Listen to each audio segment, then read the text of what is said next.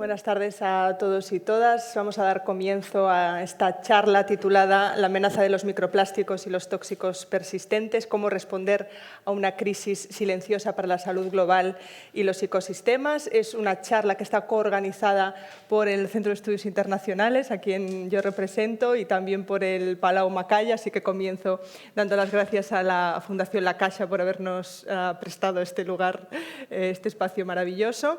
Bueno, yo tengo el placer de moderar esta sesión. Mi nombre es Ana García Juanatey, soy la directora docente del CEI y también profesora.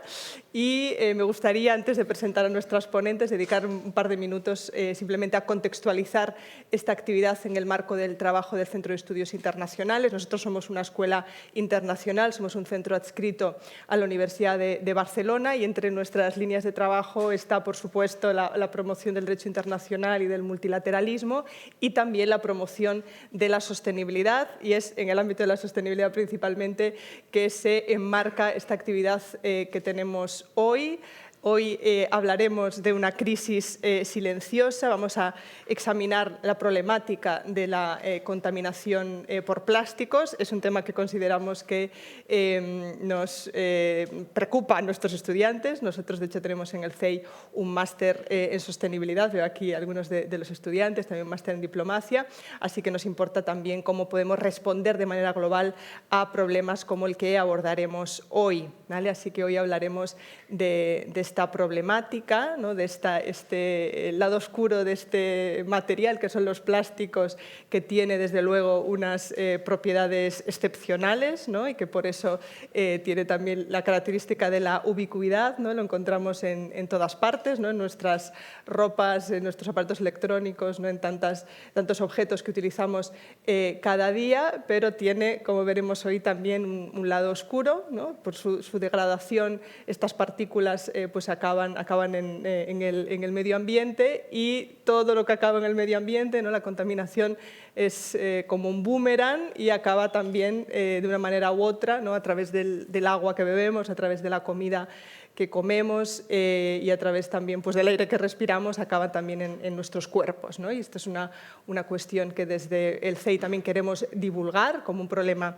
emergente, y también consideramos que es un tema de gran actualidad porque estamos en este momento en un momento de negociación de un tratado global sobre plásticos que, por tanto, sería una respuesta multilateral a esta problemática. Se está negociando en el contexto de las Naciones Unidas y nos parece que para que este tratado llegue a buen puerto, un tratado que en este momento está afrontando también importantes obstáculos, pues es importante también tener una ciudadanía concienciada sobre esta problemática de los microplásticos. Y además, aparte de esta cuestión más general de los plásticos y su degradación, hoy hablaremos de otro tipo de sustancias también derivadas de los combustibles fósiles, que son los denominados PFAS, por sus siglas en inglés, o los químicos eternos o químicos persistentes. Seguro que habéis escuchado hablar alguna vez de estas sustancias, también con unas propiedades excepcionales, ¿no? De lo que respecta, pues son impermeables, son muy resistentes, y por eso se han colado también en una gran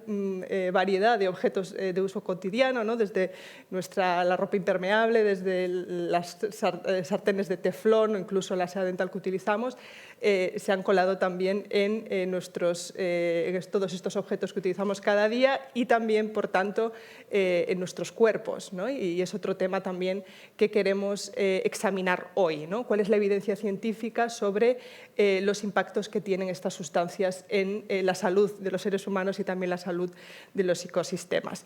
Y para eso, y ahora sí, tenemos dos ponentes excepcionales que han trabajado esta cuestión de los microplásticos y los químicos persistentes desde la investigación, pero desde diferentes perspectivas. Por un lado tenemos a Cristina Villanueva, que ha examinado esta cuestión más desde el punto de vista de la investigación científica, ¿no? De la investigación en el ámbito de las ciencias de la salud, y tenemos también a Ana Tudela, que lo ha hecho desde el periodismo, y también nos parece que el periodismo es fundamental también para divulgar estas cuestiones y tener también una ciudadanía más concienciada sobre estos problemas. Así que voy a proceder a presentarlas.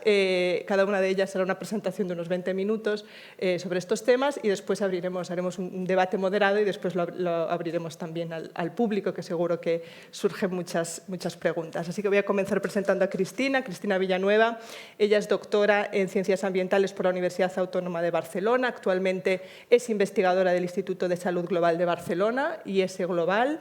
Ella es de formación epidemióloga ambiental, con una larga experiencia en la investigación sobre los impactos de la exposición a contaminantes químicos en el agua y recientemente también está investigando pues, también la exposición que tenemos a los que se denominan contaminantes emergentes, como son también los microplásticos y los PFAS, a través de la coordinación de varios proyectos de investigación. Así que ella nos presentará también la problemática general de los microplásticos y algunas de sus investigaciones.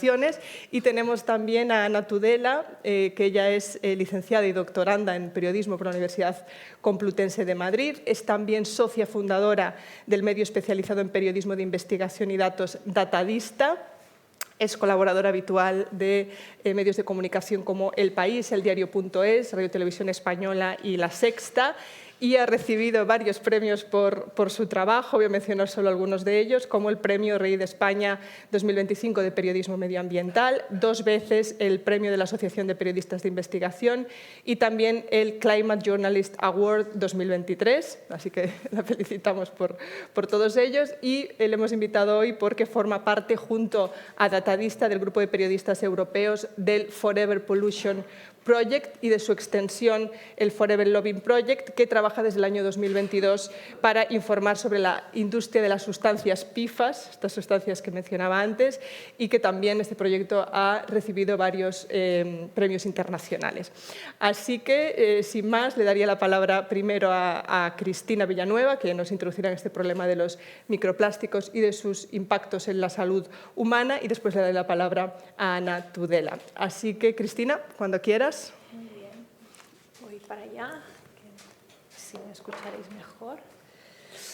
Vale. Muy bien, vale, ahora sí que se ve en la mitad de la pantalla. Bueno, vamos a ver, el tema de los microplásticos. Un poco voy a hacer como empezando con una introducción general del tema de los plásticos y después ya comentaré para un poco definir o qué es lo que entendemos propiamente por microplásticos. Y después hablaré pues, de cómo las personas podemos estar expuestas a microplásticos y después qué se sabe a nivel de toxicidad, por un lado en estudios experimentales y después ya estudios propiamente en población humana, estudios de salud humana. Entonces, bueno, pues todos y todas sabemos que el plástico forma parte de nuestras vidas, está en múltiples materiales de uso cotidiano y es así cada vez más y, bueno, es algo que, bueno, también tiene sus ventajas, ¿no? Si utilizamos también productos plásticos o envases de plásticos de usar y tirar, pues algún beneficio, algunas comodidades nos proporcionan. En todo caso, la cuestión es que la producción anual de plástico es más de 400 millones de toneladas métricas a nivel mundial y más o menos desde el año 2000 al 2019 la producción de plástico se dobló. Entonces, bueno, el uso de plástico desde que se empezó a utilizar después de la Segunda Guerra Mundial ha ido en aumento exponencial, ¿no? Entonces, bueno, pues esta es la realidad del mundo en el que vivimos. Estamos rodeados de materiales plásticos y, bueno, pues después los usamos de diferente medida y más o menos alrededor del 20%, un 22% acaban en el medio ambiente porque no acaban en incineradores. Bueno, hay los que acaban en incineradoras se estiman el 20% y los que acaban en vertederos más o menos la mitad. Y solo un 9% se reciclan. Entonces, una cantidad importante acaba en el medio ambiente. Estamos hablando a nivel global, ¿no? Claro, y estos plásticos en el medio ambiente, pues a través de la radiación solar, la erosión, la degradación también por microorganismos se va degradando y rompiendo en pedazos cada vez más pequeños, y es lo que es el origen de lo que son los microplásticos, ¿no? Los microplásticos secundarios. Luego estarían los primarios, que se añaden intencionadamente, pues por ejemplo en productos de limpieza, bueno, en algunos productos cosméticos, en pasta de dientes, ¿no? Pero lo que son secundarios, un poco que se producen no intencionalmente, en la fuente son la degradación del plástico en el medio ambiente. Entonces, bueno, pues esto es un problema que recientemente se ha detectado. Y bueno, de momento está presente y está en estudio, porque básicamente se desconoce más que se conoce. Y estas son la producción de residuos plásticos. Como he dicho, desde los años 50 se empezó a producir plástico y el incremento ha sido exponencial. Luego, a partir del año 2020, este estudio ya son estimaciones, ¿no? Pero lo que quiero decir es que esto es un problema que hemos detectado, y a no ser que se haga una solución, esto va a ir en aumento. Dijéramos, ahora no estamos en una situación de alarma, yo creo. Hemos detectado un problema y hay que poner solución, pero a nivel de vida cotidiana yo pienso que tampoco no se trata de crear alarma, sino de tomar conciencia de que estamos delante de un problema y si no se soluciona, pues el futuro, las estimaciones van a peor. Bueno, las estimaciones es que en el 2060 los residuos plásticos, si no se hace nada al respecto, se triplicarán. Bueno, esto es un poco a grandes rasgos lo que sería la generación, el origen de los microplásticos. Entonces, básicamente la característica principal es que son partículas muy pequeñas. La definición de microplásticos está en un tamaño inferior a 5 milímetros. Luego, estas partículas se siguen degradando a partículas más pequeñas que llamamos nanoplásticos, que la definición de nanoplástico sería inferior a una micra. Y un nanoplástico es más o menos del tamaño de una bacteria, ¿no? Entonces los podemos incorporar y acabar en el torrente sanguíneo. Entonces pueden entrar en el cuerpo humano sin ningún problema. Y de hecho, partículas inferiores a 10 micras ya las podemos inhalar. Entonces, otra característica hay varias complejidades.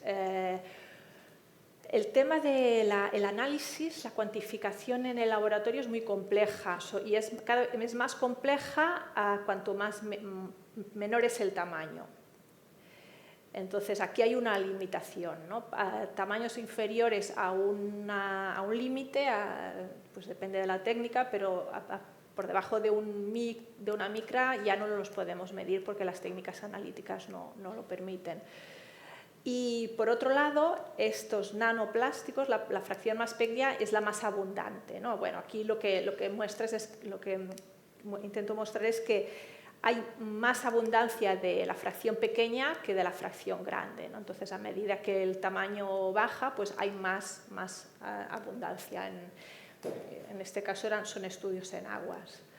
Entonces, el tamaño aquí importa, porque cuanto más pequeño, pues más facilidad de que haya una incorporación y que haya una distribución en los diferentes órganos. Y por otro lado, también aumenta la incertidumbre en el sentido de que es difícil de cuantificar y de calcular. Y los nanoplásticos son el destino de todos los macroplásticos que hay en el medio ambiente, ¿no? Y en todo el globo. Entonces, estas son algunas de las complejidades de los microplásticos. Otra complejidad es que aquí hablamos de varias cosas en una. Los microplásticos implican la partícula propiamente del polímero. No le he dicho, pero los plásticos vienen de los residuos fósiles, es una fracción de residuos fósiles. se utilizan mucho porque son baratos, entonces bueno, pues se aprovecha una fracción del petróleo que no tiene interés a nivel de combustible y bueno, entonces a la hora de hacer el polímero, el plástico, a través del combustible fósil, bueno, es un polímero, ¿no? Son moléculas que se van repitiendo, pero bueno, la partícula, dijéramos, se va degradando, ¿no? Entonces al final podemos tener lo que es el monómero, ¿no? La partícula más original. Después también otro tema de los microplásticos es que pueden ser portadores de otros contaminantes, ¿no? Es una superficie que puede atraer, pues, por ejemplo, PFAS o puede atraer otros contaminantes que están alrededor. Entonces es también un núcleo de... no se sabe bien, no vamos a poder distinguir o va a ser difícil distinguir si se trata propiamente del microplástico, el plástico o todo lo que conlleva, ¿no? Luego también otra cosa importante es que a la hora de fabricar los plásticos, aparte del polímero, se añaden muchos químicos que les dan propiedades que nos interesan, ¿no? Depende del destino del plástico, pues pueden ser sustancias para evitar la inflamación, la combustión, o para que sean flexibles. Entonces se utilizan muchos aditivos químicos en la fabricación del plástico. Entonces esto es otro componente que va asociado a los microplásticos, que también lleva una problemática, ¿no? Y por otro lado también la partícula puede ser una base donde se forma biofilm, y en este biofilm pueden haber microorganismos. Entonces también, pues, los microplásticos en principio también podrían ser una vía de transmisión de microorganismos que podrían ser patógenos. Estos son algunos de los aditivos plásticos. Estos son los 15 más prioritarios. Tenemos ftalatos, bisfenoles, PFAS, parabenos, bueno, todos estos que suenan igual os suenan a químicos que se asocian a efectos negativos en la salud, ¿no? Entonces, bueno, los microplásticos también se dan con estas sustancias químicas. Y este es un ejemplo de un microplástico que lleva unos microorganismos que han colonizado el microplástico, ¿no? Entonces, bueno, pues también está la preocupación de que si los microplásticos también podrían ser una vía de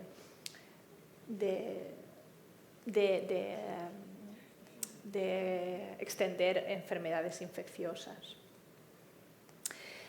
Entonces, los microplásticos están en el medio ambiente, ¿no? Están mucho los primeros estudios se han hecho en los océanos. Entonces, se incorporan a la cadena trófica, los peces, bueno, toda la cadena trófica. Entonces, una vía de incorporación de las personas es a través de comer estos animales que tienen microplásticos. Esta es una de las vías de exposición. Luego, claro, están en el ciclo del agua, están en los océanos, que forma parte de todo el ciclo global del agua. Luego, bueno, las aguas residuales llevan microplásticos. En todo caso, los microplásticos están en el medio ambiente, incluido el ciclo del agua. Entonces, bueno, pues están presentes en el agua de consumo. Hay estudios que han encontrado microplásticos tanto en agua de grifo como en agua embotellada. Entonces, bueno, repito que tampoco no es para que nos alarmemos, pero están, ¿no? A concentraciones bajas, pero es otra exposición más a las que estamos expuestos. Luego, también hay otras vías de exposición. La vía inhalada también es importante. Por ejemplo, una fuente son las ruedas de los coches, que también por desgaste también van a la atmósfera. Entonces, bueno, parte de la contaminación atmosférica puede contener también microplásticos, ¿vale? Están en pinturas y, como decía, también puede haber estos microplásticos añadidos intencionalmente en productos de cosmética. Entonces, bueno, estamos básicamente expuestos a vía inhalada, vía la respiración, vía ingerida por agua que puede tener microplásticos, alimentos, a través de la piel, si utilizamos estos cosméticos. Entonces, bueno, tenemos las diferentes vías de exposición implicadas. Y bueno, también, por ejemplo, otras fuentes de exposición, otros orígenes, pues es las secadoras de ropa. Claro, todas las fibras de ropa, pues bueno, tanto en el agua, ¿no? Las fibras van a acabar en el agua, pero en la secadora también bueno, acaban en el aire. Y bueno, y plásticos ambientales que se degradan. Y este estudio es interesante porque ilustra, es un estudio que se hizo en Estados Unidos en parques naturales, en principio pues ambientes muy alejados de la contaminación, y se encontraron microplásticos, ¿no? Entonces, bueno, allí donde se buscan se encuentran los microplásticos, en zonas remotas como por ejemplo parques nacionales de los Estados Unidos. Entonces es un problema ubicuo y bueno, esto es también es un poco más de ilustrar de otra manera pues las diferentes fuentes, ¿no? Pues a través de atmosférica, a través del agua, a través de la erosión en vertederos, bueno, un poco las fuentes de exposición son estas, los coches y las ruedas, como he mencionado, ¿no? Entonces, bueno, pues ahora también recientemente se han hecho estudios para ver el grado de exposición. Y aquí, por ejemplo, bueno, es un poco lo que digo, ¿no? Allí donde se buscan, se encuentran, ¿no? Se han encontrado en diferentes tipos de alimentos. Esto es un estudio que analiza estudios ya publicados que han encontrado microplásticos en pescado, en moluscos, en crustáceos, en agua de grifo, en agua embotellada, en sal, en cerveza, en leche y luego en aire, ¿no? Y hace como un poco la comparación de la magnitud ¿no? por las diferentes vías, ¿no? Y bueno, pues hay una variación, parece ser que a través del aire hay más exposición, pero dijéramos que a través de todas estas, tanto alimentos como agua como aire, habría un cierto grado de exposición. Y luego esto viene a decir un poco lo mismo, ¿no? A nivel de magnitud, el aire sería una de las fuentes más importantes, ¿no? Pero después tenemos todo lo que son alimentos del mar y otros productos que se han encontrado que tienen microplásticos. Aquí, por ejemplo, este estudio también compara más hábitos personales, ¿no? Por ejemplo, este estudio se hizo en China, ¿no? Y, por ejemplo, mide los microplásticos en muestra biológica, en este caso eran heces, que sirven para un poco entender la vía ingerida. Y se veía que las personas que consumían agua embotellada tenían niveles más altos que las personas que consumían agua hervida. Ahora comentaré un poco esto. Y, por ejemplo, las personas que consumían mucho comida para llevar también tenían más niveles de microplásticos que las que comían más comida casera. Y después, personas que tenían, por diferentes motivos, igual laboral, a exposición a polvo, tenían también más niveles, ¿no? Entonces, pues todo esto serían posibles fuentes de exposición, ¿no? El agua embotellada, comida para llevar y aire, ¿no? Este es un estudio que mostraba que el hervir el agua de alguna manera hace precipitar los microplásticos, o más que precipitar, que se unan a la dureza, a las sales de carbonato cálcico, y de alguna manera hace este efecto de eliminar, y esto explicaría los resultados anteriores, ¿no? Bueno, esto es más bien una curiosidad, porque a nivel del diario no sé hasta qué práctico es factible, pero bueno, es algo que se ha estudiado y se conoce. Vale, ahora ya voy a entrar más. Esto ya hemos visto lo que sería más la exposición. Y ahora iré rápidamente a lo que sabemos de toxicidad, pero en más estudios experimentales, ya sea a nivel de células o bien de animales. Todavía no me referiré a personas, a poblaciones, vaya. Entonces, bueno, básicamente se han encontrado efectos a diferentes órganos, un poco multisistema, todos los órganos respiratorio, gastrointestinal, cardiovascular.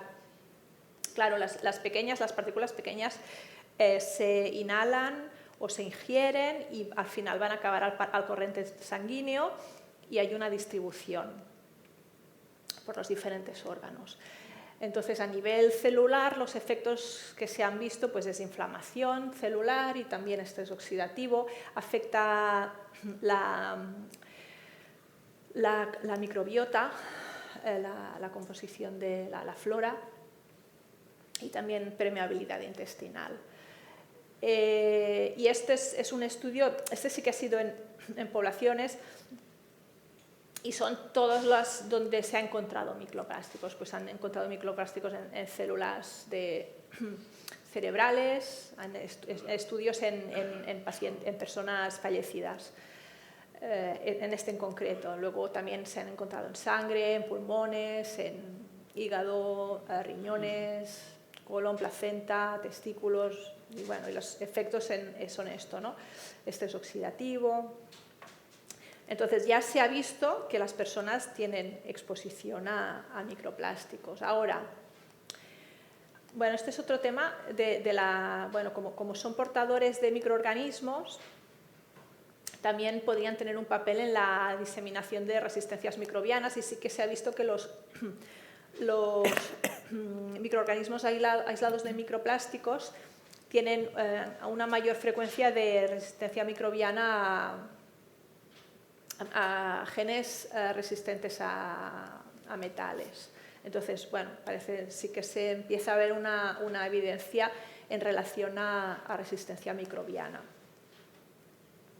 Ahora ya voy a pasar a comentar algunos estudios que se han hecho en poblaciones, que son pocos, pero bueno, y la mayoría son exploratorios de alguna manera u otra, porque todavía lo que son las técnicas analíticas de cuantificar y de medir están en desarrollo. Entonces, es un tema complejo de investigar. Este es un estudio que se hizo en pacientes que se sometían a cirugía y se extraían las placas, las placas de las arterias porque habían tenido algún tipo de evento cardiovascular. Entonces, más o menos de las 300 personas incluidas, aproximadamente en el 60% encontraron microplásticos en estas placas de las arterias, ¿vale? Aquí es un poco este estudio no es ni mucho menos concluyente, en el sentido de que, bueno, indica sugiere un efecto cardiovascular, pero una de las críticas de este estudio es el tema analítico, ¿no? Si han sido suficientemente cautelosos con el tema del control de la contaminación cruzada y entonces, bueno, tampoco hay que tomar los estudios como... O sea, son serios y están bien hechos, pero siempre hay limitaciones en los estudios y más cuando es un tema nuevo, ¿no?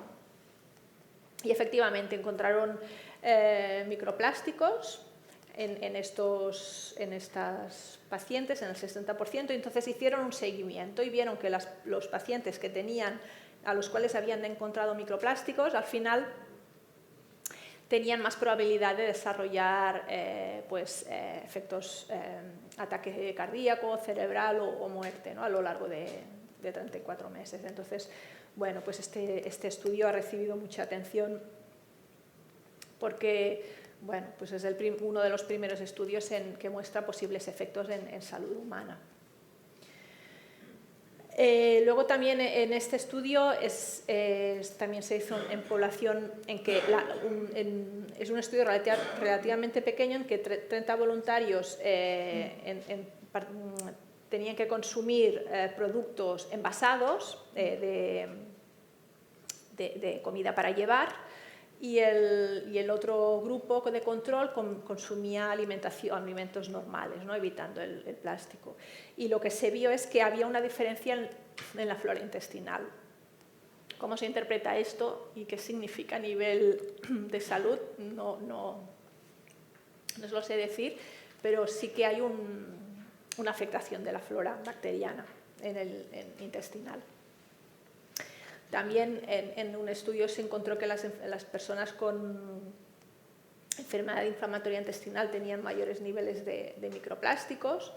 Ahora tampoco no se sabe, este estudio es de diseño transversal y no podemos decir cuál es la causa, ¿no? Si es que podría ser que el hecho de tener la enfermedad hace que haya más acumulación o más disponibilidad, o es al revés, ¿no? Que es la exposición a microplásticos ha causado. Esto es lo que no se sabe. Lo que podemos decir es que entre los pacientes había una mayor concentración de microplásticos. Este es un estudio muy pequeñito, de 40 personas, en que se analizaron microplásticos en el fluido amniótico y se encontraron microplásticos y una asociación con duración de la gestación, ¿no? Entonces, pues, un poco la indicación de un posible efecto sobre partos prematuros, ¿no? Para evaluar en futuros estudios. Son estudios pequeños que generan hipótesis más que conclusión final. Este es un estudio mayor. Hay muchos estudios hechos en China. El primero que comentaba era en Europa. Y aquí también se analizaban microplásticos en placentas y se vio un efecto sobre las hormonas tiroideas en los recién nacidos.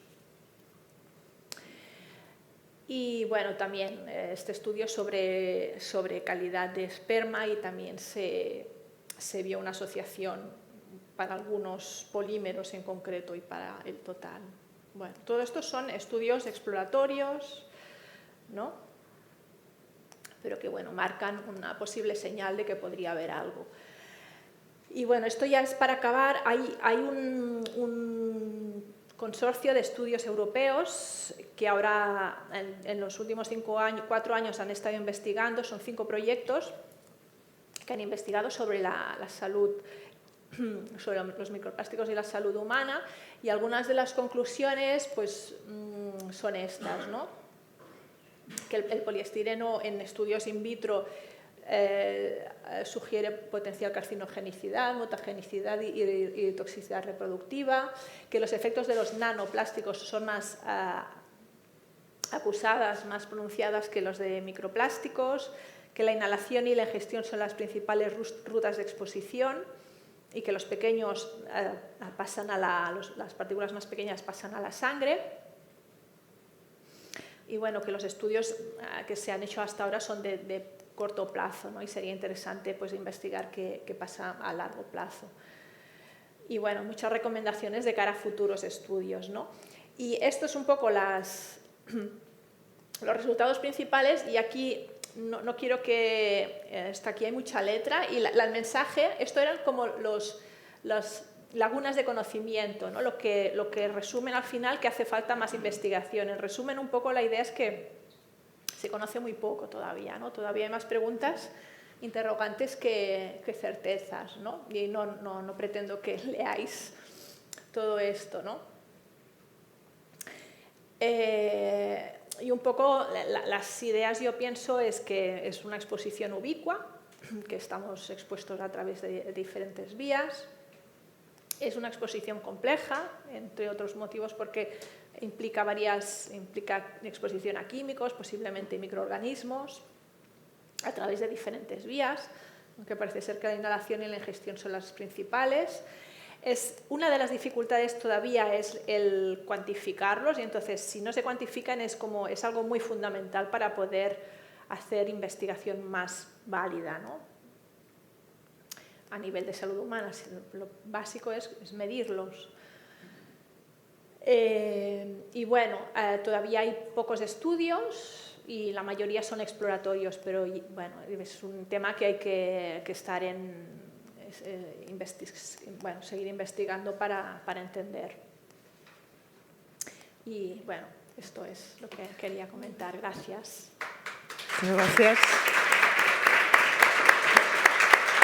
Coge tu sitio, si quieres.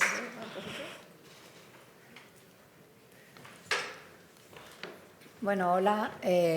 Mil gracias, Ana, mil gracias al Centro de Estudios Internacionales y gracias a todos. O sea, esto es un lujo, no os podéis imaginar, para los periodistas que nos peleamos por escalar en las portadas con estos temas que creemos que son muy importantes, entre las comillas de los políticos. O sea, teneros aquí y ver que esto interesa, de verdad que es maravilloso. Me voy a poner un cronómetro porque me conozco. Si no te aviso yo. Y si no, me vas avisando, efectivamente. Vale, bueno, yo voy a hablaros de PFAS. ¿Quién de aquí sabe o ha oído hablar de PFAS? ¿Vale? Guay. O sea, bastante gente para lo que suele ser lo habitual. ¿Y por qué se llaman los químicos eternos? Ay, dime que funciona. A ver si me pongo aquí. A ver. El puntero. Ahora, vale.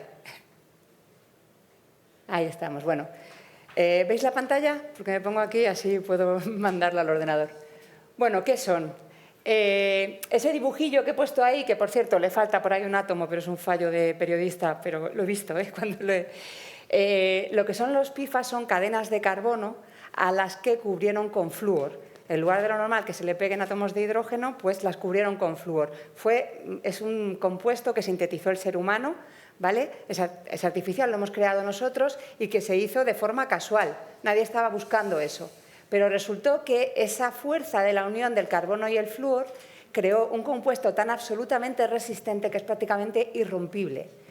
Esto se utilizó, como también comentaba Ana, con lo que pasó con los microplásticos y con el uso, cuánto creció, Cristina, perdón, el uso de los plásticos en la Segunda Guerra Mundial. Normalmente los grandes inventos, ¿dónde se usan lo primero? En la industria militar. Entonces, ¿qué ocurría? Fijaos si eran resistentes, que los elementos que eran necesarios para fabricar la bomba atómica, que corroían todos los recipientes donde se ponían, con los PFAS no pasaba. Estos compuestos eran capaces, si se recubrían los tanques con ellos, de contener aquellos compuestos que tenían que utilizar para la fabricación en el proyecto Manhattan de la bomba atómica. Son compuestos perfluoroalquilados y polifluoroalquilados. Básicamente esto significa lo que os digo, carbono recubierto de átomos de flúor. Están sintetizados por el ser humano y pueden ser de cadena larga o corta. Y esto es muy importante, si son de 8 átomos de carbono o más, o son más cortos, y va a ser importante sobre todo para la salud, y ahora lo veremos. Se ha aplicado a todo. Cuando acaba la Segunda Guerra Mundial, los que se habían dedicado a fabricar como locos, a sintetizar estos compuestos, necesitaban seguir ganando dinero. Así que empezaron a aplicarlo en la industria civil. Y se lo pusieron a todo, porque es un invento increíble. Atrapa el fuego, con lo cual tú se lo pones a una espuma antiincendios y ha sido lo más efectivo que ha inventado el ser humano para digamos, atrapar un gran incendio, una bola de fuego, como el que os hablaré luego de él, uno que ocurrió en el aeropuerto de Heathrow en el año 2005. Se ha puesto a todos los utensilios de cocina, sartenes antiadherentes, todos los temas antiadherentes, a la ropa impermeable. Normalmente lleva PFAS. Se ha puesto, la estamos utilizando ahora para aislar edificios, porque además esto nos permite ahorrar energía, que es muy bueno para la descarbonización, porque esto permite que no entre ni el frío ni el calor. Se ha utilizado también para aislar los sistemas, las redes de telecomunicaciones. Lo estamos usando en fertilizantes, lo usamos en los gases de los refrigerantes de los aires acondicionados, se lo hemos puesto a todo y eso significa mucho dinero, muchos empleos y que es muy difícil luchar contra esta industria. Hay actualmente más de 10.000 variantes comercializadas de PFAS. ¿Qué los hace tan especiales? Pues ya lo decíamos, su capacidad aislante y su persistencia. Las dificultades que hay una vez que se han sintetizado de romperlos, de degradarlos. Y ya os he comentado pues, en todo ese tipo de cosas que se usan ahora mismo de uso absolutamente cotidiano. Uno que se me olvidaba muy importante, lo usamos para los paquetes de los envases de comida, sobre todo de comida rápida. ¿Por qué? Precisamente por su capacidad de aislar. hacen que las pizzas, la grasa no permee, las hamburguesas igual, es decir, se lo hemos aplicado a algo que toca la comida, ¿vale? ¿Dónde están? En todas partes. Son tan resistentes que llevamos décadas produciéndolos y como se desprenden de todos aquellos productos a los que se los aplicamos, se han encontrado pifas en el Ártico, se han encontrado pifas en lugares remotos donde no había llegado el ser humano, se han encontrado pifas, porque ascienden en la cadena alimentaria, en especies y además en la parte alta ya de la cadena, como pueden ser ballenas, que se hayan localizado en puntos donde normalmente no han tenido ningún contacto con el ser humano. Bueno, pues y os voy a hablar por primera vez de cómo empezamos esta cosa loca que fue el Forever Pollution Project. Lo que pretendía este trabajo, porque no lo habían hecho las autoridades, que debían haberse encargado de hacerlo, aunque hubo proyectos para intentar monitorizar ya dónde se podían encontrar los PFAS en Europa, dado que en Estados Unidos sí que había ya grandes casos, incluso de escándalos, por algunos movimientos de determinados abogados, y se habían localizado ya PFAS y se habían hecho estudios en agua y en suelo. En Europa no se había hecho nunca un mapa de dónde estaban localizados los PFAS.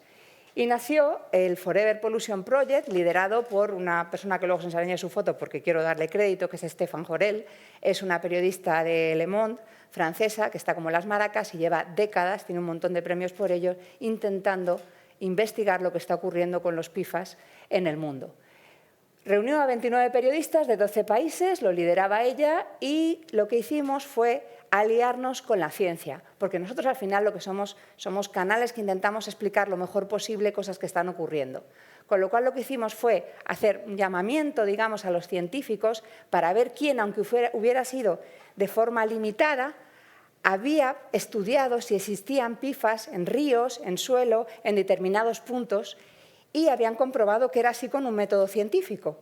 Y nosotros hacer el trabajo de recopilación de todos esos puntos y ponerlo en un mapa interactivo que permitiese a cualquier persona pues, saber dónde estaban los sitios donde efectivamente se habían encontrado PFAS, pero también los puntos donde probablemente hay PFAS, porque lo sabemos gracias a los científicos y gracias a los casos que ha habido, en los que, por ejemplo, en los aeropuertos, en las bases militares, por el hecho de que se utilizan incluso para ejercicios de prácticas espumas antiincendios es bastante habitual, normalmente en el suelo y normalmente en el agua que hay debajo del suelo, o sea, acuíferos, se encuentran PFAS en una cantidad considerable. Con lo cual, hicimos un mapa tanto de los puntos en los que ya se había encontrado PFAS como de los puntos potenciales de PFAS. Y pusimos además las mediciones que habían encontrado los científicos. Esta es Stéphane Jorel, la que nos lidera a todos.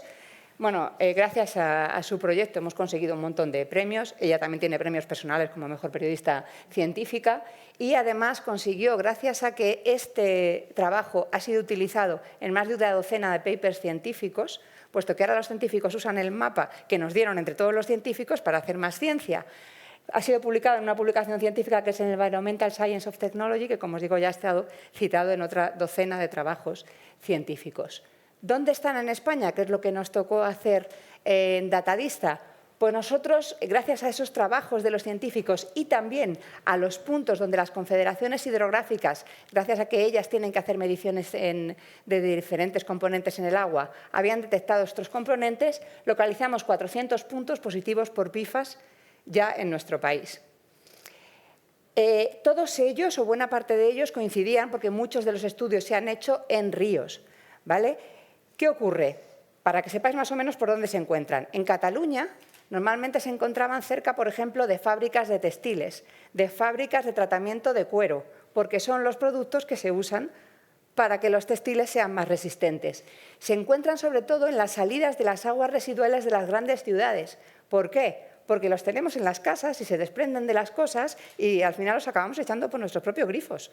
Con lo cual, es uno de los sitios, las aguas residuales de las casas, donde aparecen. En los vertederos también se han encontrado grandes cantidades de PFAS. Hay un problema, que es que cuesta mucho eliminarlos, porque son muy resistentes. Estos son los puntos también potenciales, os decía, bases militares, aeropuertos, industrias o plantas de gestión de residuos, donde se debería mirar, pero no se ha mirado. ¿Cuál es el problema? Básicamente que son tóxicos. Los de cadena larga, además, se acumulan en el organismo. Al organismo les cuesta muchísimo eliminarlos. Y el problema es que no es que se queden dentro, sino que además van escalando, o sea, se van acumulando, como decía. Esto no vengo aquí a asustar a nadie. Todo el mundo tenemos PFAS en el cuerpo, ¿vale? Ahora os hablaré del único estudio más o menos general de biomonitorización que se ha hecho en España por una persona, una científica, que también os enseñaré su imagen, que es Argelia Castaño, que se preocupó de que se hiciera ese estudio. En realidad, el estudio quería buscar otro tipo de componentes, ¿vale? En orina y sangre. Buscaba bisfenoles, metales pesados, los típicos estudios que se hacen de orina y sangre, pero ella pidió una submuestra porque había leído mucha literatura científica sobre los PFAS de Estados Unidos. Y decía, ¿por qué no lo hacemos aquí en España? Y con esa submuestra consiguió mostrar que aunque era un estudio que no era población general, porque lo que se habían usado, aunque era muy amplio, porque eran las mutuas de trabajo. Y era el estudio más amplio que se había hecho nunca en España sobre este tipo de productos, porque las mutuas de trabajo llegan a miles de personas. Y claro, ella decía, no es de población general porque los parados no entran, ni tampoco la gente que está en casa, mujeres a partir de determinada edad o que trabajan como amas de casa, tampoco los niños, con lo cual no es población general, pero es lo más amplio que voy a conseguir hacer. Por eso pidió esa submuestra y, sobre todo, PFOA y PFOS, que son dos tipos de estos compuestos, se encontraban en el 97-99% de la gente. Por tener PFOS no significa que vayas a desarrollar la enfermedad, como hay muchas cosas que son potenciales desarrolladores de cáncer y no todo el mundo tenemos cáncer, o sea, eso es así.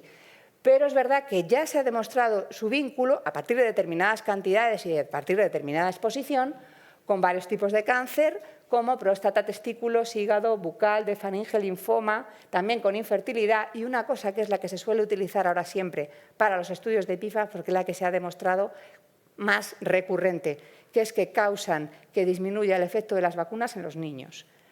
¿Vale? También el incremento de los niveles de colesterol. ¿Y desde cuándo se sabe? Y esto es por lo que Stefan y nosotros, que nos hemos unido a su cruzada, estamos empeñados en que se sepa algo de lo que prácticamente nadie habla.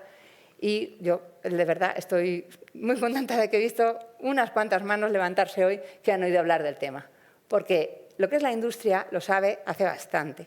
Y no sé si habéis visto aquí la película Aguas Oscuras, Dark Waters, de Robert Bailot. Explica, es un abogado que fue el único que se atrevió a que había un granjero que vivía cerca de una fábrica de PFAS, de DuPont, en Washington Works, en el oeste de Virginia, y empezaron a morírsele las vacas, vaya, básicamente. Entonces el hombre intentaba que alguien le ayudase y no le ayudaba a nadie, porque nadie quería enfrentarse a la gran química que daba trabajo no solo al pueblo, sino a los pueblos de alrededor. Con lo cual empezó a recopilar él con su cámara viejísima las imágenes no solo de los animales, sino que los diseccionaba y mostraba cómo estaban sus órganos. Se fue con todo ese al despacho de Robert Bailot y Bailot cogió el caso. Este caso a Bailot lo intentaron enterrar en documentos, pero dieron con un abogado bastante persistente, como los PFAS, y se dedicó a leerlo todo. Y entre esos documentos vio que había cartas entre las autoridades sanitarias estadounidenses y las químicas diciendo que tenían que ir eliminando determinados productos porque se sabía que provocaban efectos muy nocivos en el ser humano. Y esos eran los PFAS. Bailot nunca ha dicho por qué se cerró el primer caso, el de Robert Tennant, el primer granjero, que se le morían las vacas porque llegaron a un acuerdo monetario y no se quiso volver a hablar. Pero toda la gente de alrededor estaba preocupada porque había oído que los PFAS habían llegado al agua.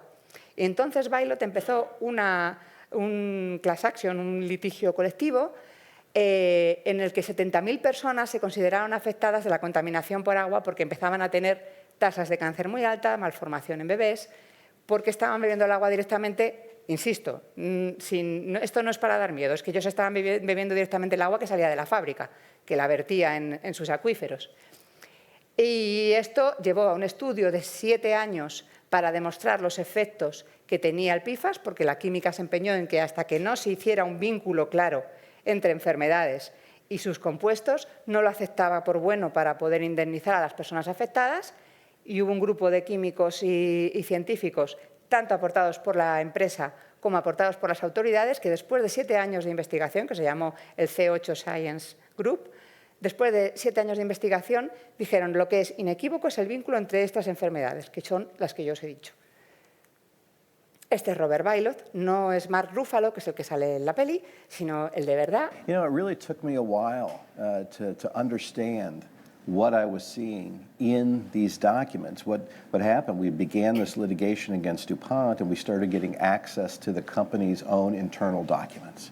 Documents from the DuPont company and from 3M, who was manufacturing a chemical called PFOA that they were selling to DuPont.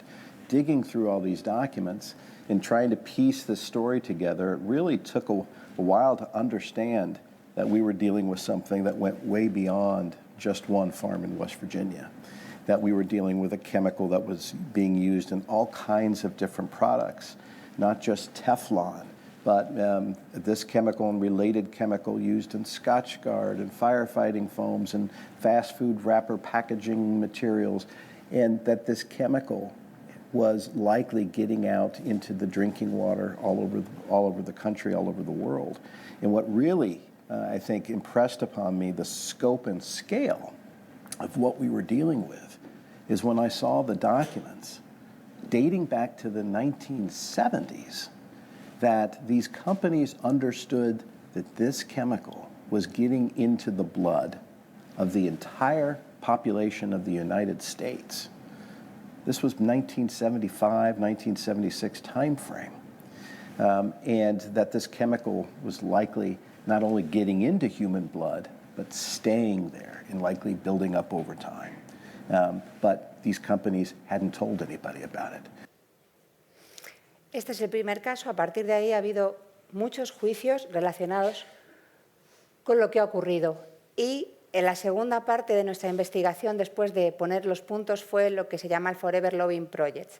Gracias a la ayuda de los abogados que han estado tratando este tema a nivel mundial, de filtraciones que nos han llegado desde dentro de las químicas, desde las propias organizaciones que reúnen a estas compañías, reunimos más de 14.000 documentos internos que están colgados en una base de datos donde se colgaron los Tobacco Papers.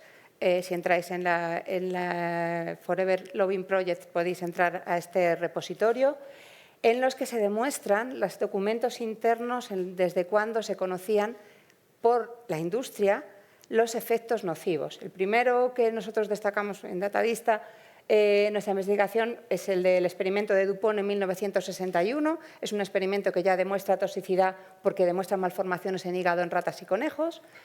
Un manual interno del 63 de 3M, en el que piden, por favor, no tratar directamente con la piel. Es un manual interno para sus trabajadores, porque es entre altamente y medianamente tóxico el PFAS que ellos están usando. 1965, publicaciones científicas. Hay una publicación que habla de qué está pasando con lo que llaman la fiebre del humo de polímeros, porque detectan que más de 30 personas de un grupo de 60 de una fábrica en la que se fabrican PFAS, como los cigarros que fuman se les ha quedado adherido el polvillo de donde están trabajando, desarrollan como una gripe muy fuerte con graves síntomas en cuestión de horas. Y es como, ¿pero qué pasa? Y es porque fuman se llevan a la boca estos tipos de productos. También negociaciones con las autoridades, como intentan bajar los límites cuando le dicen pero esto es tóxico, tiene que hacer un estudio de 2 años porque ya se ha demostrado variaciones en hígado. Dicen, no podemos hacer un estudio tan largo porque es muy caro. Y entonces negocian con las autoridades bajar los niveles. Pruebas externas, por ejemplo, una prueba que hizo la Chemical Concentrate Corporation para los bomberos de Estados Unidos, y en los que intentaron en tanques de peces probar cantidades de un determinado compuesto PFAS que se usaba en las espumas antiincendios y se les morían siempre. Tuvo que detener el experimento porque si le echaban poco PFAS se moría a las semanas, si le echaban mucho en minutos. Y este es el de lo que hablaba Robert Bailot. En el 75 hubo 2 científicos estadounidenses, el doctor Guy y el doctor Tales, que lo que hicieron fue mirar qué eran los componentes que tenía la sangre de una serie de habitantes de Estados Unidos de diferentes estados. Y encontraron que, aun mirando diferentes estados, había 2 tipos de polímeros que encontraban en la sangre de todo el mundo. Y entonces hay un documento interno de 3M porque llaman a la compañía para preguntar, ¿no será porque se parece mucho el compuesto lo que utilizáis vosotros para recubrir los utensilios de cocina? y lo que se ve internamente es que se están diciendo en la compañía, les hemos despistado diciendo que miren en Guinea, que allí seguro que encuentran la razón porque son poblaciones que están aisladas. Les hemos dicho que es imposible que sea esto, por no sé qué. Entonces, es una conversación en la que tú ves cómo intentan despistar a la ciencia cuando se están acercando a los motivos. 1981, hay varias empleadas de la fábrica de DuPont en Washington Works que dan a luz a bebés con malformaciones. Y esto llega a la dirección de la compañía, que entra en pánico porque no habían mirado a ver si podía haber estos efectos. Hablan con 3M, que es quien le fabrica este tipo de productos, y 3M hace, digamos, un estudio flash, que es en cuestión de semanas, con ratas embarazadas, prueba a ver si se provocan malformaciones en las crías de las ratas, y efectivamente. Entonces, ¿qué pasa? Que le dicen, aislad a estas mujeres, sacadme a todas las mujeres de las cadenas donde están directamente tratando la fabricación de PFAS. Esto provocó un pánico que llevó a que 4 mujeres, por ejemplo, se esterilizasen. Entonces, todo lo que intentó la compañía es que en ningún caso, para que no pudieran llevarles a juicio, se ligase el hecho de que se hubieran esterilizado con los PFAS. Y eso se ve en los documentos como internamente intentaban convencer a las mujeres de no os quedéis embarazadas porque esto acaba bajando, hemos detectado qué tal, pero siempre para que no se ligue con el compuesto con el que estaban trabajando. Otras de las omisiones relevantes se descubre en 1993 por 3M que los PFAS que se acumulan en el cuerpo se pasan en la leche materna a las crías. Lo hacen en un experimento con cabras. En 2005 es cuando hacen público que se está pasando también a los bebés humanos. Porque como todos acumulamos PFAS, y esto es el caso de 3M que llevó otro abogado, salió ahí toda esta documentación diciendo que esto lo sabían desde el 93 porque ya habían experimentado con ello. Desastres por contaminación por PFAS, voy a ir rápido, que entiendo que me queda poco tiempo. Ha habido grandes, porque cerca de las fábricas ha habido grandes desastres que son los que han provocado los mayores litigios. Por supuesto, el primero, el pionero, es el de Washington Works, que es el que os he dicho que llevó Robert Bilott y que es a partir del cual empieza a saberse de este compuesto y empiezan otros abogados y otras poblaciones a mirarlo. Pero luego hay un caso muy importante que es en Minnesota, que llega a pactar 10.300 millones de dólares con tal de que no pues lo que os decía, una tarifa plana para que no les lleven a más litigios. Y por deciros, en Europa, en la región del Véneto, ha habido otro caso muy importante, que también han ganado los que demandaron por tener la población afectada también por una fábrica, altas tasas de cáncer. Normalmente es cerca de fábricas, pero ya os decía, en Londres lo que ocurrió es que un acuífero se contaminó durante 15 años por la cantidad de espuma antiincendios que se había dirigido contra un incendio que tuvo lugar en el aeropuerto de Heathrow. En España, ¿qué hacen las autoridades ante esto que está ocurriendo? Para empezar, PFOA y PFOS están ya prohibidos, pero muy recientemente, ¿vale? Están prohibidos, pero ya los tenemos todos en la sangre, que no pasa nada, insisto, que no es... Tenemos también metales pesados, tenemos de todo en la sangre, los comemos con determinados pescados, pero es verdad que si se acumulan, pues pueden tener efectos, especialmente si tú eres... si tienes propensión a desarrollar determinadas enfermedades. En el año 2023 en España cambió la legislación sobre agua de consumo y, entre otras cosas, se obligó a que a partir de 2024, el 1 de enero de 2024, había que medir en el agua de beber todas las operadoras pequeñas, de pueblos pequeños, de ciudades grandes, privadas, públicas, tenían que medir 4 PFAS, los más peligrosos, los 2 prohibidos, que aunque estén prohibidos están por todas partes, porque ya os digo que se encuentran en zonas remotas, y a partir del 1 de enero de 2025 un sumatorio de 20 PFAS que también están bajo observación. Esto lo que hicimos, bueno, lo que hizo el genio de los datos de Datadista, que es Antonio Delgado, fue bajarse todas, no sé cuántas muestras son, las muestras que entregan al sistema, perdón, el Sistema Nacional de Aguas de Consumo, el Sistema de Información Nacional de Aguas de Consumo, que es el SINAC, que se le da al Ministerio de Sanidad, bajárselas todas y analizarlas para ver dónde había dado positivo, ¿vale?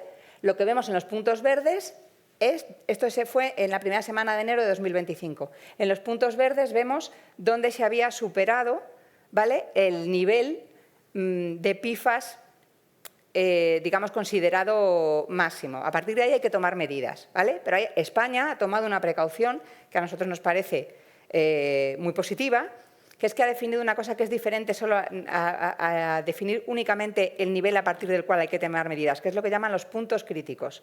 Si tú superas el 60% de lo que es ese nivel de una forma sostenida, también te obligan a tomar medidas, ¿vale? Eso está siendo carísimo, trae de cabeza a las operadoras de agua porque solo se pueden eliminar con sistemas de ósmosis inversa, de carbono activo, es muy caro. Solo medirlos cuesta más de 115 millones, les ha costado. Pero por lo menos estamos ya tomando medidas de lo que ocurre con el agua del grifo. Pero como veis, es que está en todas partes, ya ha aparecido en los sistemas de agua. Y esta es Argelia Castaño, la que se ha empeñado en que a partir de este año, y una vez que lo consiguió se jubiló, se está haciendo en España el primer estudio de biomonitorización verdaderamente de población general, no como aquel que ella consiguió aquella submuestra, sino a todo el mundo. Se han mandado 14.000 cartas, o sea, a 14.000 hogares, para conseguir 3.000 respuestas de personas que quieran participar, que puedan servir de muestra de la población española, ¿vale? Para medirles metales pesados, bisfenoles y hasta 20 pifas de cadena larga y pifas de cadena corta, ¿vale? Los de cadena corta no se bioacumulan, pero son nocivos también. ¿Qué sucede con este tipo de compuestos que todo el mundo sabe que producen efectos adversos? La industria química es muy poderosa y tienen muy buenos técnicos, lógicamente, y discuten con mucha propiedad. En muchos casos lo que intenta es retrasar la prohibición, porque mientras que se retrasa, siguen produciendo y siguen vendiendo. Probar inequívocamente que un compuesto produce determinados efectos no es muy sencillo, porque claro, a veces los estudios son muy largos.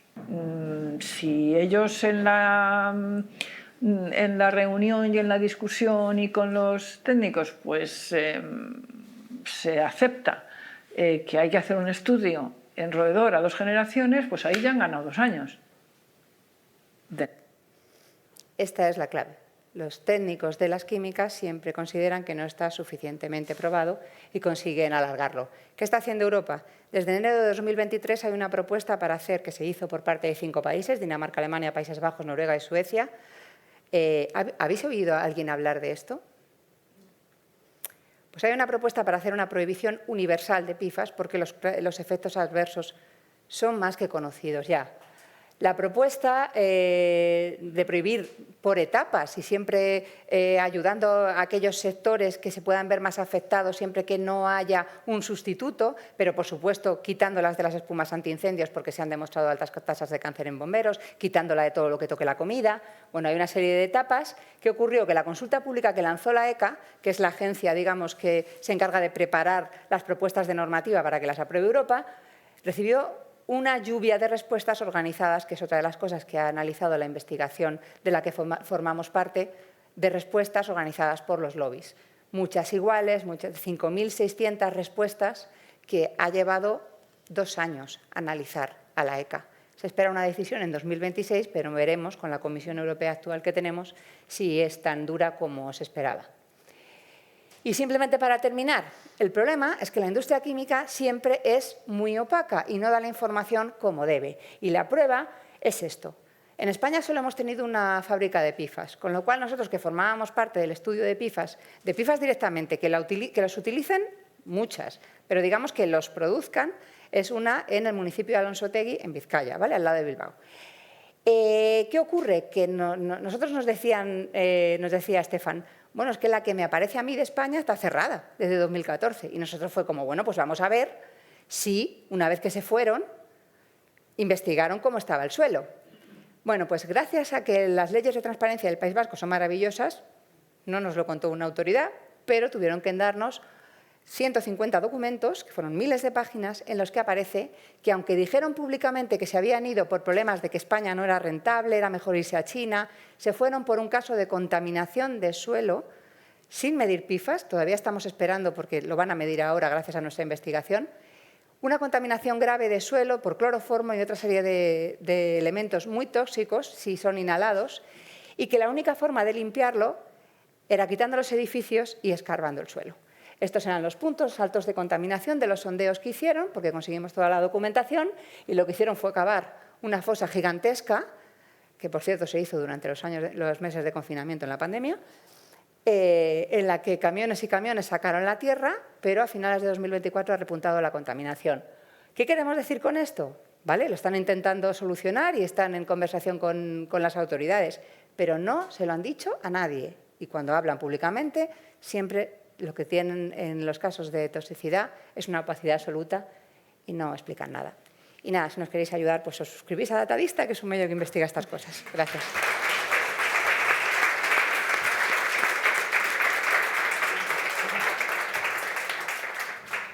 Bueno, muchas gracias a las dos por vuestras excelentes exposiciones y también por ser capaces de transmitir temas tan complejos y tan técnicos de una manera tan sencilla. Yo tengo un montón de preguntas, pero vamos un poco mal de tiempo, así que como moderadora me voy a moderar y voy a ceder mis preguntas al público porque creo que seguro que habrá muchas preguntas.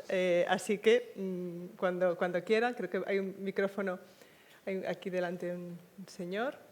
Pedimos, eso sí, brevedad en las preguntas para que pueda participar el mayor número de personas, que seguro que hay muchas dudas en la sala. Cuando quiera. Primero, felicitar a los ponentes por la excelente exposición. En el área de cáncer de mama, los plásticos los consideramos disruptores endocrinos, con capacidad estrogénica y, por tanto, con un potencial riesgo de cáncer de mama. ¿Sabéis algún estudio que relacione microplásticos y cáncer de mama o con alguno de los subtipos, luminal A, ER2 o triple negativo? Gracias. ¿Hay alguna pregunta más? Cogemos 2 o 3 y ahí luego preguntamos. Luego contestamos, perdón. Sí. Cuando quiera. Sí, yo quería preguntar si los filtros que tenemos en casa del agua filtran los microplásticos y las posibles bacterias que acompañen. Y después un comentario muy pequeño, que estuve hace unos meses en Ruanda y allí el plástico no lo usan para nada. No sé si han estado ustedes, todas las bolsas son de plástico. Tenemos que aprender de un país como él. Gracias. Había una tercera mano por aquí. Creo, sí. Perdón, sí. No la veía. Buenas tardes. Jo volia preguntar-li a la doctora Villanueva que hi ha una cosa que no m'ha quedat clara, que és l'analítica de les nanopartícules. És a dir, has parlat de que els ateromes troben aquests microplàstics. Aleshores, si no tenim suficient capacitat analítica, com podem dir que tenim micropartícules a dintre els ateromes, sobretot nanopartícules? Perfecto, gracias. Podemos ir contestando estas 3. No sé quién quiere comenzar. A ver si me acuerdo de todo. Si no te ayuda. El cáncer de mama, el filtro. A ver, de microplásticos y no hay estudios propiamente. Sí que es verdad que si los químicos que van con los microplásticos son disruptores endocrinos, entonces sí que hay estudios de disruptores endocrinos y cáncer de mama, pero específicamente de microplásticos no hay. Un poco, es en resumen un poco, porque básicamente también hay muy pocos estudios en humanos de microplásticos. Luego, el tema de los filtros. Pues la respuesta honesta es no lo sé, porque no me consta ningún artículo científico que lo haya mirado. Los filtros domésticos tipo jarra, tipo esto, llevan carbono activo y llevan también resinas de intercambio iónico. La verdad, luego están los de ósmosis, los filtros de ósmosis, estos son un poco los más habituales. Igual los de ósmosis, como lo eliminan prácticamente todo y al final solo pasa la molécula de agua, pues es posible que sí que elimine los microplásticos, pero es por cómo funciona la ósmosis inversa. Los filtros de carbono activo, pues no sabría decir, funcionan por procesos de absorción, entonces pues yo diría que en principio no deberían filtrarlos. Pero no, esto es en base como al conocimiento de cómo funcionan los filtros más que a estudios científicos. Y después, sobre las técnicas analíticas, vale. Molt bé. Doncs, a veure, A ver, hay más... bueno, no sé muy bien el idioma, yo no tengo dificultad, pero bueno, es igual. Sí, y bueno, hay más... Las técnicas analíticas llegan hasta micras. Entonces, lo que es de microplásticos, ¿vale? Luego está lo que ya es el mundo más de la nanociencia, que entonces sí que pueden analizar partículas más pequeñas, pero no saben diferenciar si son de plástico o de otro tipo. Entonces, esto pues en este estudio se utilizó para analizar microplásticos propiamente. Entonces, yo no soy química analítica, entonces los detalles analíticos, una cosa que no puedo meterme. Entonces, a ver, es que la pregunta era cómo se han podido analizar si todavía no hay técnicas, ¿no? Entonces, se están desarrollando las técnicas, entonces en este estudio no sé cuál era el límite, la partícula más inferior que llegaban a analizar, no recuerdo la metodología analítica ni concretamente la técnica. Pero sí que hay metodología que... Y es que el tema de la analítica es compleja porque hay diferentes... A nivel analítico están las técnicas más a nivel microscopía, que se filtra la muestra y es con microscopios electrónicos y así se ve la forma, el tamaño. Claro, esto es muy laborioso, ¿no? Entonces, cuando se quieren hacer muchas muestras, se hacen otro tipo de análisis que no te permite conocer la forma y el tamaño. Bueno, utilizas un filtro y analizas a partir de eso, de esa medida, y suelen ser técnicas destructivas como pirólisis acoplada a cromatografía de gasas y detección de masas. Entonces, sí que hay técnicas analíticas para analizar microplásticos más que nanoplásticos, pero bueno, un poco el límite hasta ahora, las cosas más pequeñas que se han analizado específicamente en microplásticos es alrededor de una micra, que está en el límite del nanoplástico. Más abajo no hay. Ana, no sé si quieres aportar temas ya muy técnicos, muy específicos. ¿Más preguntas? Varios por aquí. Empezamos por aquí. Las 3 persones. Sí. Moltes gràcies per totes les explicacions i contribuir a que tinguem més coneixement. Clar, jo estic i trobo molt greu la situació dels plàstics, dels microplàstics, dels PFAS. Els PFAS fa molt de temps que se sabe todo lo que producen. No sé, yo leo bastante, por ejemplo, a Nicolás Solé, a todas las investigaciones que hace sobre plásticos, PFAS.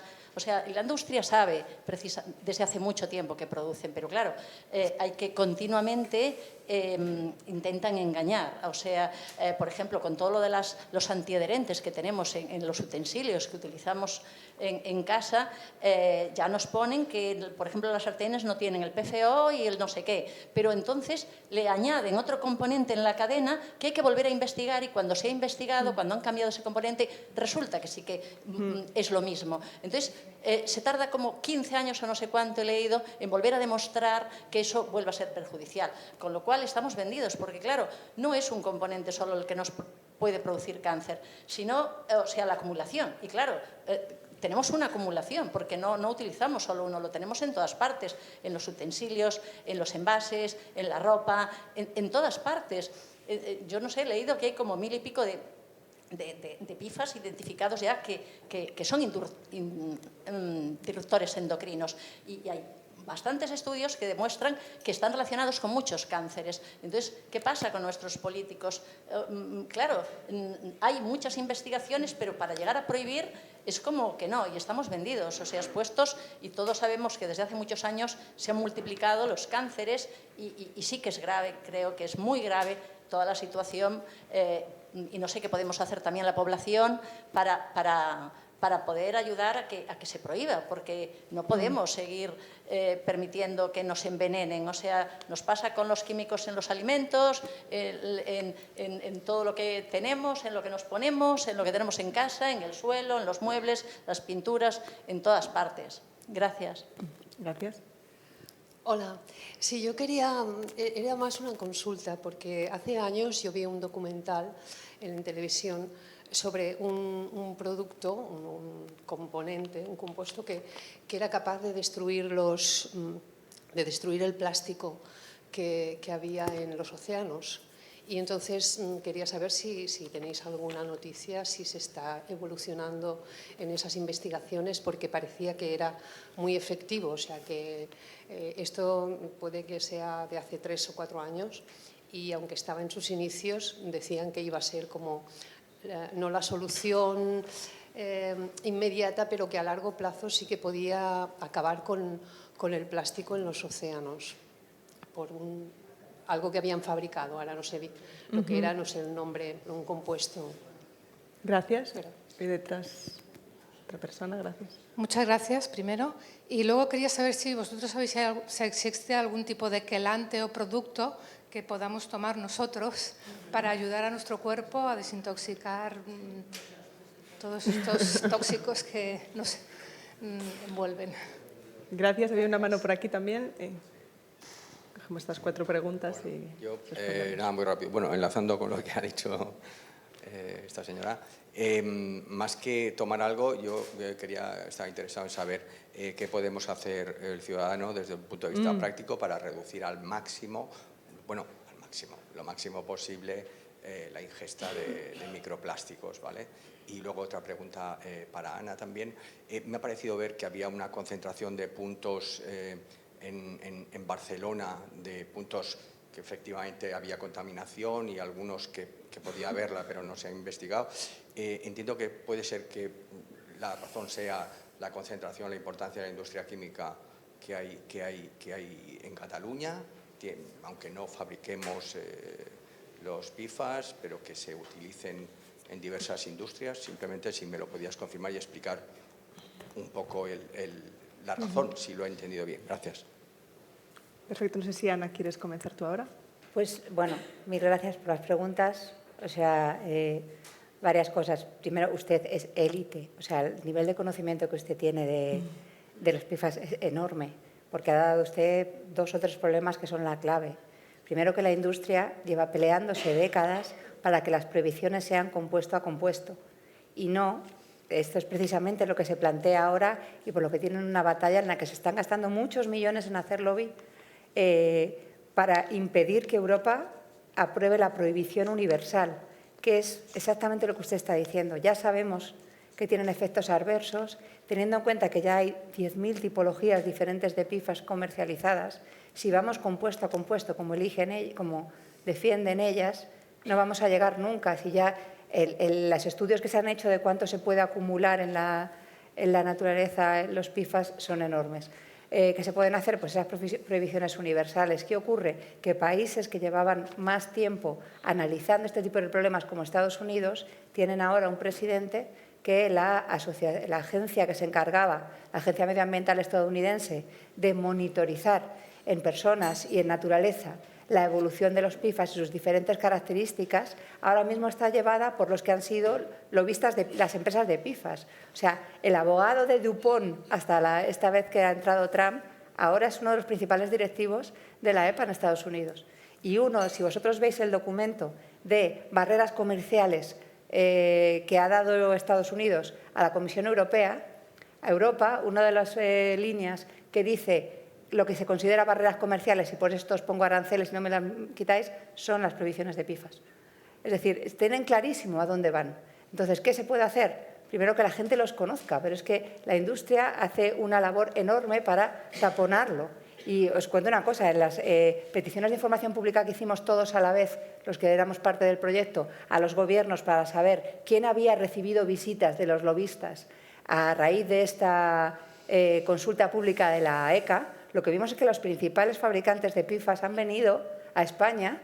O sea, nosotros no fabricamos PFAS, pero han venido para asegurarse de que el gobierno español va a votar una vez que tenga que votar y ya esté la propuesta de la ECA, que vote a favor de sus intereses. Y lo más curioso que nos pasó, y lo voy a hacer público porque bueno, está en el artículo, es que, por ejemplo, el Ministerio de Sanidad fue bastante transparente y nos dijo cuáles eran las reuniones que le habían pedido y cuándo se habían celebrado, las que se habían celebrado, y nos dijo que el MITECO había estado presente y el MITECO nos negó que hubiera habido ninguna reunión. Como ejemplo de la opacidad que hay. Entonces, ¿qué hay que hacer? Lo mejor sería una prohibición universal, previa. Y lo otro se me ha olvidado. Sí, toda la razón. Tiene que ver, por una parte, con quién aplica esos químicos, cuando hay industrias que los... No solo industrias químicas, la textil, por ejemplo, es una de las que más los utiliza. Y entonces, en las afueras de las industrias textiles, pues sus propios residuos se acumulan, los PFAS. Pero además hay una cosa que está demostrada. Es verdad que hay más estudios en Barcelona, o puede haber más estudios. Entonces, esto está hecho de estudios que se han hecho. Los que no se han hecho no salen. Pero en la salida de las ciudades por las aguas residuales, porque salen de nuestras casas, se ha detectado en todas acumulación. Entonces, esos puntos que te aparecen, primero es porque hay más estudios y segundo, efectivamente, por las industrias, que hay muchísimas que los aplican, pero también por nuestras propias casas. En las aguas residuales es donde están los niveles más altos.